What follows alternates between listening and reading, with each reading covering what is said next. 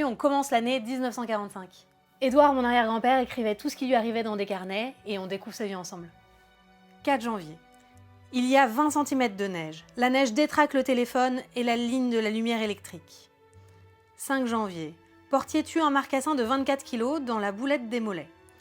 Les enfants et Margot ne peuvent pas partir à cause de la neige. 6 janvier. Écrit pour me réabonner au Figaro.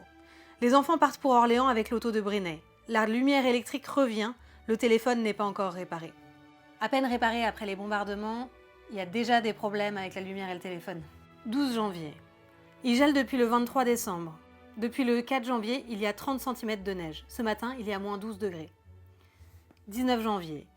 Dans la jeune sapinière de la Mollerie, je fais une battue de sanglier. Monsieur Thielman tue une jeune laie de 35 kg. Il y avait 9 sangliers dans ce petit bois, mais nous n'étions pas assez nombreux. 25 janvier. Marjolaine va faire une petite visite à la tranchée. Il neige encore, cela dure depuis le 4 janvier. Marjolaine, c'est la vache. Quand elle va à la tranchée, c'est qu'elle va voir le taureau. 26 janvier. Je rembûche un beau sanglier dans la boulette du chenil à 100 mètres de la niche. Mon nouveau garde-portier, par une manœuvre maladroite, m'empêche de le tirer. 28 janvier. La route de Chaumont est une vraie patinoire. 31 janvier. Enfin, c'est le dégel. Il y a 9 degrés. On sent que c'est un hiver qui est assez rude. 10 février. Portier surprend dans la taille des 3 sœurs le fils Legrain, chassant avec 4 chiens, un furet et 5 bourses. Il avait 2 lapins.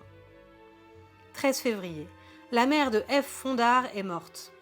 Livraison de 6 terres rondins au 13e Dragon, colis et fusils venant de Chasse-en-Pierre. 14 février. Les enfants rentrent à Orléans. Je vais à Romorantin, emmené par Brinet, pour remorquer ma 402 Peugeot, prise le 15 août. J'avais de Blois un bon de déblocage. J'arrive au garage de Romo, où l'on m'apprend que ma voiture n'est plus ici depuis vendredi. Je n'ai plus qu'à rentrer ici bredouille une fois de plus. Coût du voyage, 450 francs. C'est beau l'administration. Demain, la vie quotidienne reprend le dessus sur la guerre.